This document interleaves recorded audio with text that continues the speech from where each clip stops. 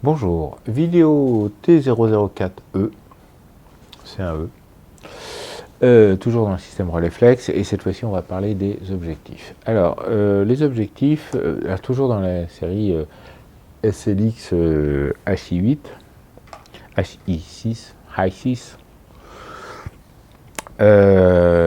I6, voilà. Donc, je vous ai expliqué que la différence majeure entre SLX 6006 et 6008 et suivant, c'est l'ampérage pompé par les objectifs.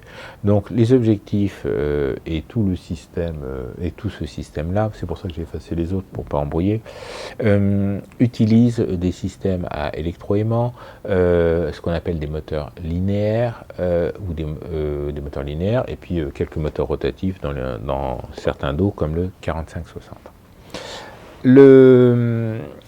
Ces moteurs linéaires donc reposent sur un système d'électroaimant, hein, c'est tout simple. Il y a ça dans les disques durs, il y a ça dans le miroir du i6, le miroir du 6008, c'est à peu près le même moteur qu'il y a dans un disque dur pour faire bouger les têtes de lecture. Donc ça fonctionne avec des bobinages de fil de cuivre et des aimants permanents.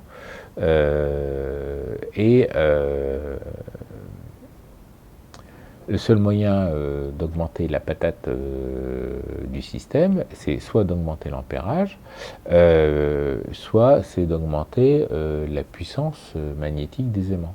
Voilà, la puissance magnétique des aimants, on a fait des progrès avec les aimants samarium, néodyme et tout ça. Mais c'est lourd, c'est de l'acier, c'est du fer. Donc c'est une densité de 8 à peu près, c'est lourd, et ainsi de suite. Alors on peut augmenter l'intensité. Alors l'intensité, bah oui, mais c'est du fil de cuivre. Et les cuivres, c'est une densité, je me souviens plus de la densité du cuivre. Donc, mais l'efficacité globale ne varie pas forcément linéairement avec le poids.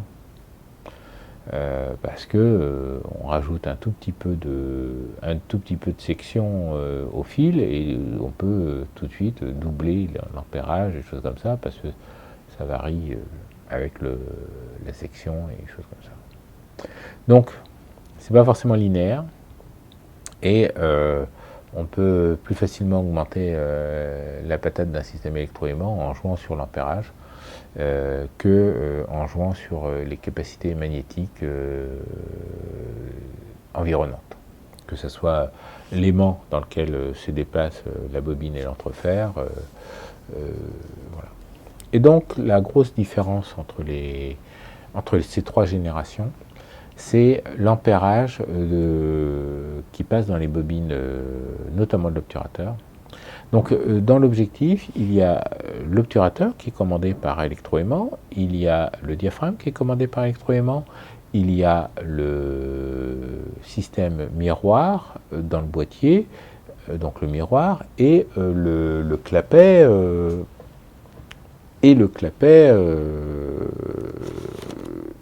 non, excusez-moi, hop, voilà, et le clapet de protection. Vous voyez, alors vous voyez, non, vous voyez pas très bien parce que j'ai du mal à orienter, mais là, il y a un joli clapet de protection qui n'est pas incliné du bon angle. Vous voyez, donc ça, c'est maquetté dans un magnifique velours noir et maintenant qui est plein de traces de doigts.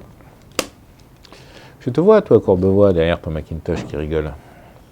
Je te vois, si, je te vois. Bon. Et donc, du coup, il n'y a pas de système à ressort, il n'y a pas de moteur qui réarme à ressort, ou ainsi de suite. Le seul moteur qu'on entend, c'est le moteur qui fait avancer la pellicule. Et donc, du coup, pour avoir un système qui fonctionne bien, ils ont augmenté l'ampérage. Et ça va jouer sur les objectifs, parce que l'obturateur est compris dans l'objectif. Alors c'est un gros avantage ce système à électroaimant, c'est que qu'il n'y a aucun ressort comprimé perpétuellement. Voilà. Vous pouvez laisser votre objectif pendant 10 ans pas alimenté, un truc comme ça, et le rebrancher, et il fonctionne comme au premier jour. Ce qui est loin d'être le cas d'un système à minuterie. Hein. C'est votre système à minuterie, si les graisses sèchent, si le ressort s'avachit, et ben vous n'avez plus du tout les performances d'il y a 10 ans. Hein. Ça c'est un truc, on ne vous le dit pas. Enfin si, on vous le dit, mais vous ne l'entendez pas. Bon, voilà. Donc, comment reconnaître ces différentes générations? Alors c'est là où c'est pas évident, parce que on ne peut même pas faire confiance au design extérieur des objectifs.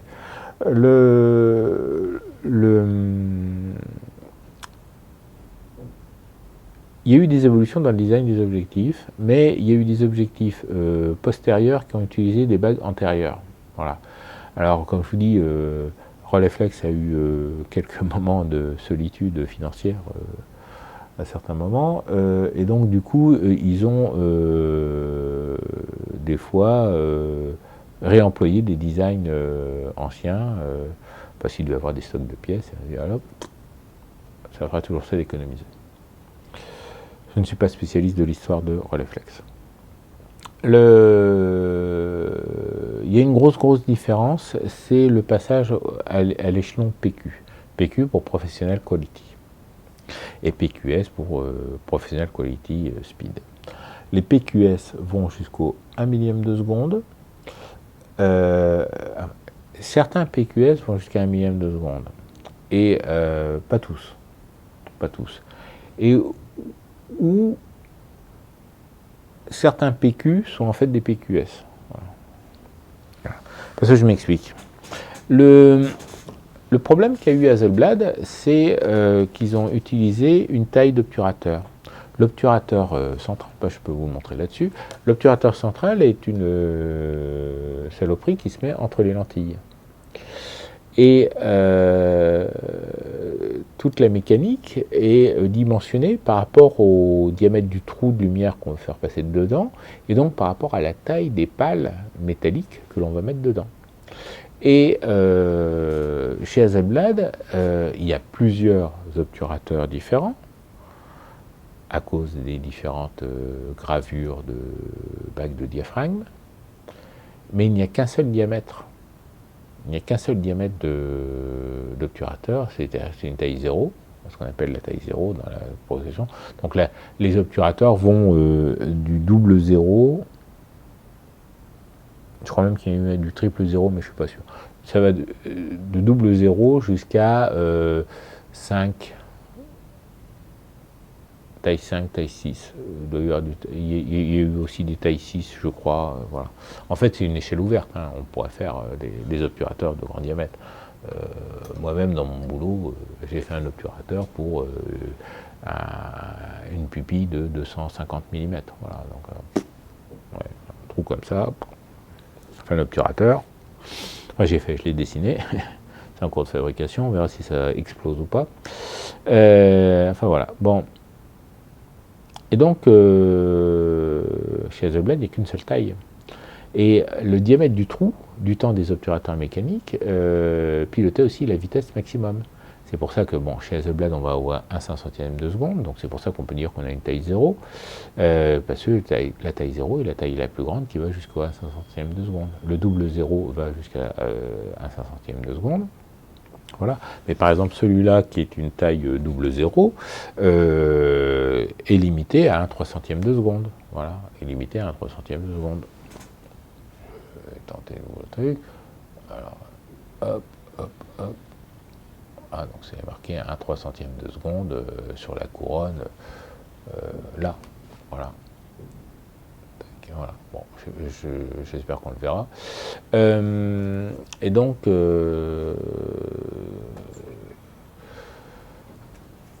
la taille 1 par exemple, que l'on va retrouver dans les RB, Mamiya RB et RZ67, est limitée à un 400e de seconde. Et la taille 2, alors la taille 2 n'existe plus depuis au moins les années 60, 1960, et la taille 3 était limitée à un 125e de seconde, et la taille 5, ça doit être même un 60e de seconde, une chose comme ça, voilà. Parce que faire bouger ces pales, qui sont finalement pas très très grandes, hein, ça tient dans le creux de la main, demande des efforts mécaniques et des inerties à combattre phénoménales. Et donc, des entreprises comme Compur, Prontor, en restant dans des schémas mécaniques d'horlogerie et de choses comme ça, n'ont pas réussi à faire évoluer ces blocages. Et quand on vous dit que tel obturateur fait un 500e de seconde,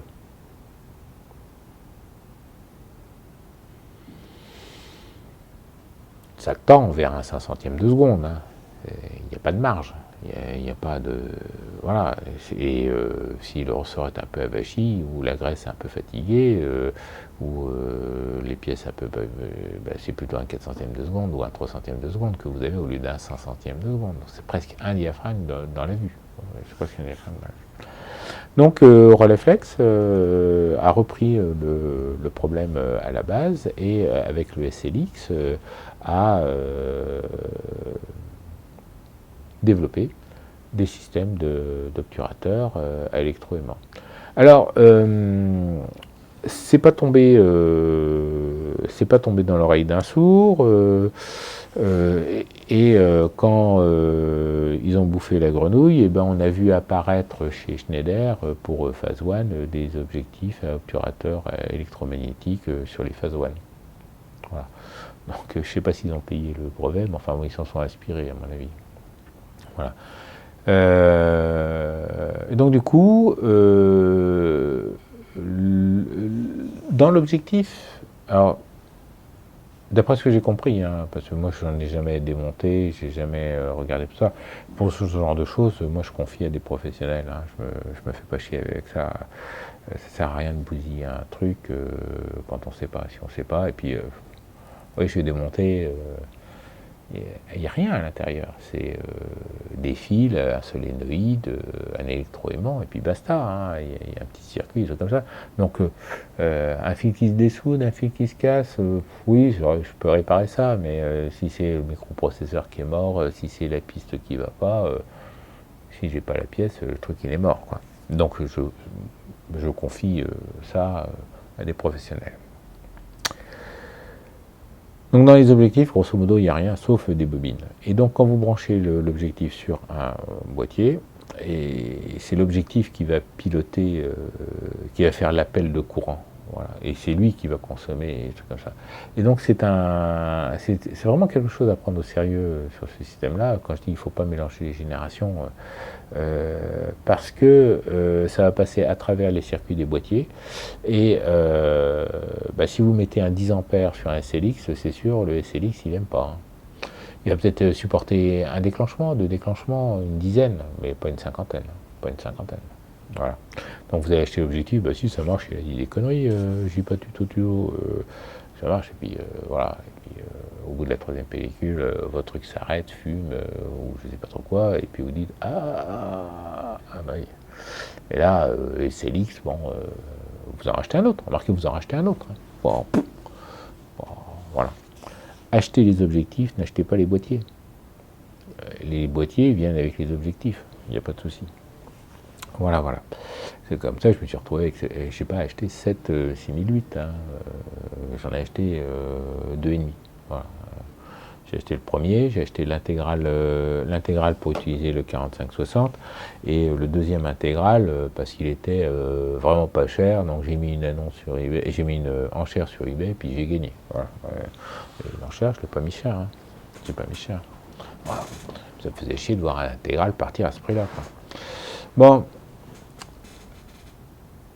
on peut pas tellement faire confiance au design. Les objectifs de SLX ont volontiers du gainage cuir dessus. Je ne sais pas pourquoi, ça doit correspondre à un certain niveau d'esthétisme et de luxe allemand. Ils sont marqués HFT, mais ils sont tous HFT. Alors HFT, c'est le traitement multicouche de chez Relais, qui vaut le T étoile, qui selon Zeiss, dans une publication Zeiss, a dit que le HFT était aussi bien que le T étoile rouge de Zeiss. Voilà. Donc c'est pas Relais qui fait aussi bien que Zeiss, c'est Zeiss qui dit que Relais fait aussi bien qu'eux. Voilà. Dans un numéro de la revue Zeiss, des choses comme ça. Bon, enfin bref, on s'en fout. Voilà. Par contre, les objectifs PQ, c'est comme le port-salut, c'est écrit dessus. Donc, on a écrit en rouge sombre, donc je ne sais pas si ça va se voir, marqué péculante, et de l'autre côté, vous avez la focale. Voilà. De l'autre côté, vous avez la focale. Voilà. Hop, hop, hop. La focale. Bon. Et donc, les objectifs PQ sont marqués PQ. Les objectifs PQS sont marqués PQS. Et donc là où je vais en venir, et donc monsieur Rollet, il a réussi à sortir de ce cercle vicieux de une taille d'obturateur, une vitesse maximum, en repensant totalement ses obturateurs et en faisant des obturateurs électromagnétiques où du coup il pouvait notamment se passer d'acier pour faire les pales de fermeture d'obturateur en mettant des pales en fibre de carbone ou des choses comme ça sur certains modèles. Et donc ce qui permet d'avoir des tailles 1, voire peut-être des tailles 2, l'équivalent de la taille 2, qui montent quand même jusqu'au 500e de seconde. C'est pour ça que je dis certains. Donc ça c'est un objectif PQS, et donc c'est marqué PQS. Voilà. Donc c'est comme le port-salut, c'est écrit dessus. Au niveau de la bague de diaphragme, là, c'est pas évident j'espère que ça passe. Hein. Parce que moi je vois ça sur un tout petit écran, donc c'est pas. J'ai du mal à voir si ça passe ou ça passe pas. Et donc le PQS permet de monter jusqu'à 1 millième de seconde. Voilà. Donc c'est pas mal. C'est pas mal. Il y a sur certains objectifs carrément un sticker rouge, pour au cas où tu n'aurais pas compris, Otto. Hein? On t'avait dit de ne pas le monter, tu l'as monté quand même, hein? Ça n'est pas très bien. Alors c'est Nur für, ça en allemand, Only for, Rolleiflex, alors 6003, 6008, voilà, et suivant, bien sûr, et suivant. Voilà, donc, mais c'était des. Alors celui-là, je voudrais pas. Non, et tout ça, c'est des stickers. Donc c'est possible que tous les objectifs aient eu ces stickers en sortie d'usine, et puis que les gens les aient décollés. Voilà, c'est possible. Voilà, parce que moi j'en ai deux. Alors c'est. Excusez-moi, non, je dis pas de bêtises. Mes deux objectifs PQS ont ça. Donc PQS, c'est ceux qui montent au millième de seconde. Voilà. Mais par exemple, alors, je suis en train de réfléchir, ça n'a pas de sens ce que je suis en train de faire. Alors du coup, parce que extérieurement, ils ont tous le même diamètre. Voilà, ils ont tous le 82.8, il n'a pas la même longueur, mais il a le même diamètre. Donc ça n'a pas de sens ce que je suis en train de faire. Mais là, vous allez mieux comprendre. Voilà, un 182.8 qui couvre le 6.6.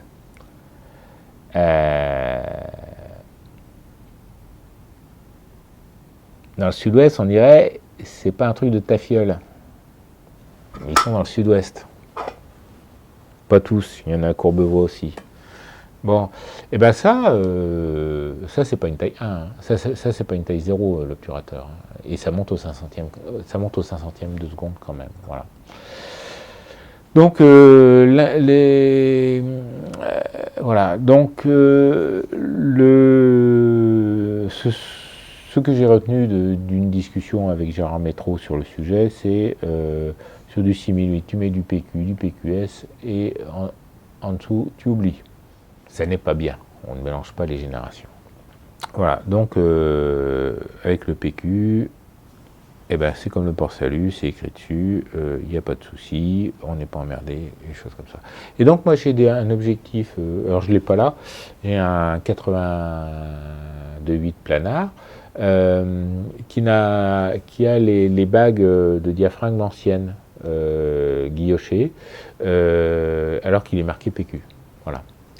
Alors, est-ce que c'est un remontage ou quoi? Donc, parce que les objectifs PQ ont ce caoutchouc, mais j'ai trouvé des objectifs non PQ avec ce caoutchouc. Voilà. Donc, il faut bien faire attention à ça. Faire attention à ça parce que on grillera pas l'objectif, mais on grillera le boîtier. Alors, griller un boîtier, maintenant qu'il y a des problèmes de pièces détachées, ben, c'est pas une bonne idée. Pas une bonne idée. Et en plus, les 6008 professionnels, parce qu'il y a un petit flou dans le 6008 professionnel. Le 6008 professionnel a duré très longtemps, lui tout seul. Et il a, comment dire, il y a 3 générations d'électronique à l'intérieur. Et il y a 3 cartes électroniques à l'intérieur. Voilà. Donc tout va par 3 chez Relais. Et donc, et les cartes, alors les cartes ne sont pas appairées, mais les cartes de génération doivent être de génération identique. Et bien sûr, quand vous brûliez une carte de génération 1 ou de génération 2, c'était remplacé par la génération 3 et il fallait remplacer les 3 cartes. Voilà. Parce que c'est bien sûr toujours la même carte qui brûle, et ainsi de suite, et voilà. Donc, voilà à peu près ce qu'on peut dire sur ce problème de génération. Bon, après les objectifs, ben, que dire des objectifs? Alors d'abord, on a à peu près tous les objectifs Zeiss que l'on trouve chez Hasselblad. Je dis à peu près parce que, étonnamment, on n'a pas le 50 ouvert à 2.8. Mais on l'a chez Schneider. On n'a pas le 152.8 du 1000F, mais on a le 110 ouvert à 2. Voilà. Alors, je vous présente quand même, parce que c'est quand même un beau bébé, et puis voilà. Donc c'est le planar 110 ouvert à 2. Voilà. Hop, on va mettre ça dans la lumière, voilà, c'est magnifique. Quand même une optique plutôt rare. Alors c'est une optique plutôt rare, et la question c'est est-ce que ça vaut le coup? Parce que c'était un des critères de choix entre Hasselblad et Rolleiflex. Parce que oui, c'est un objectif qui vaut le coup. Voilà, alors si je les retrouve, enfin bon, si je les retrouve, les photos vont défiler. Donc c'est intéressant, on fait quand même des jolies choses avec. Et donc le problème, c'est un problème d'investissement et de coût global, comme toujours. Il faut pas regarder le prix de départ, il faut regarder le prix à l'arrivée. Il faut voir combien ça a coûté réellement et combien ça va coûter réellement. Voilà. Pour avoir cet objectif en Hasselblad, il faut un boîtier de la série 200 ou 2000, mais plutôt de la série 200, parce que la série de la 2000, c'est une erreur. Et donc du coup, ce sont des boîtiers chers, et l'objectif est quand même relativement cher. C'est-à-dire que cet objectif-là varie entre, quand on réussit à trouver une petite annonce sur eBay en enchère, on réussit à l'avoir aux alentours de 1400 €, sur lequel il faut rajouter un boîtier à 2000, sur lequel on va rajouter un boîtier qui va être dans les aux alentours de 1500 €. Donc on est aux alentours de 3000 € prix plancher. Et si on veut un 110 databus, c'est-à-dire un 110 électrique avec les circuits électriques pour aller sur le Hasselblad 200 qui est lui-même capable de lire les trucs électriques, on est plutôt dans les 3005, 4005 € pour les deux, le boîtier plus l'objectif. Alors que l'objectif seul, là, on va le trouver à 2005. Mais le boîtier, pour le faire fonctionner, on va le trouver à... Le boîtier ramené à... Moi, je vous dis, j'ai acheté un boîtier neuf pour 700 €. Un boîtier neuf, absolu. Donc, un boîtier d'occasion, il va revenir, grosso modo, à plutôt 500 €, quoi. Quand vous achetez un ensemble objectif, dos, et choses comme ça, bah, le boîtier, il ne fait pas le prix total, il fait juste une partie du prix. Il faut enlever 150, 200 € pour l'objectif, 100 € pour le dos, et ainsi de suite, quoi. Le coût réel, quoi. C'est pour ça que quand je dis qu'il faut voir le coût global et le coût total, c'est à ce point-là. Et donc du coup, comme il existait, je m'étais dit, bah, un jour il sera mien. Oh oui, un jour il sera mien.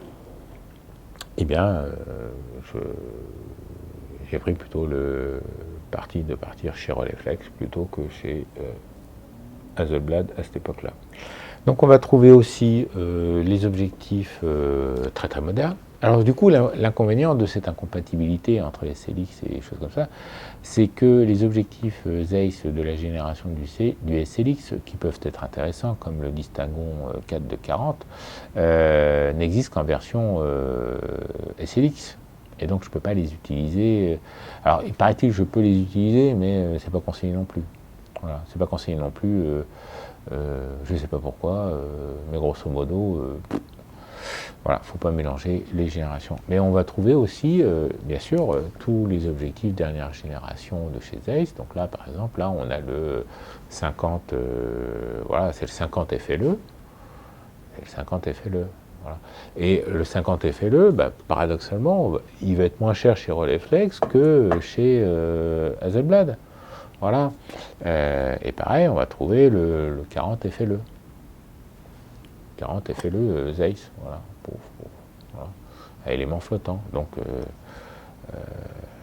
il faut regarder, pour ce genre d'achat, il faut regarder tout ce qu'on veut, tout ce qu'on aimerait, tout comme ça, et puis ce qu'on ne peut pas avoir, et ainsi de suite. Par exemple, une chose que vous ne pouvez pas avoir en Hasselblad, c'est en 1988, c'est ça, un Xenotar ou Vera 2. Voilà. Donc, moi, quand je me dis, tiens, je ferais bien de la photo 6.6 ou Vera 2, il faut que je réponde à la question, bah oui, mais Planar ou Xenotar? Voilà. Donc, après, ce sont des choix. Hein, les objectifs ont des rendus. On peut faire des choses que l'on peut pas faire. On peut faire des choses, comme d'habitude. Hein, si vous pouvez faire une photo à f2, c'est pas parce que vous avez un objectif qui vaut f2 qu'il faut faire une photo à f2. C'est pas ça. Si vous avez envie de faire une photo à f2, si votre objectif vaut à f4, vous êtes dans la merde, vous n'y arrivez pas. Dans l'autre sens, c'est l'inverse. C'est si vous avez besoin de faire une photo qui vous nécessiterait un diaphragme très très fermé.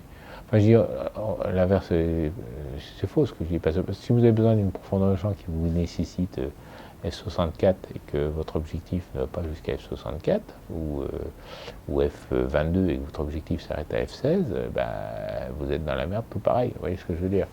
Donc il y a un moment donné où il faut anticiper, il faut voir ce que vous avez envie, ce dont vous avez envie, et puis anticiper et voir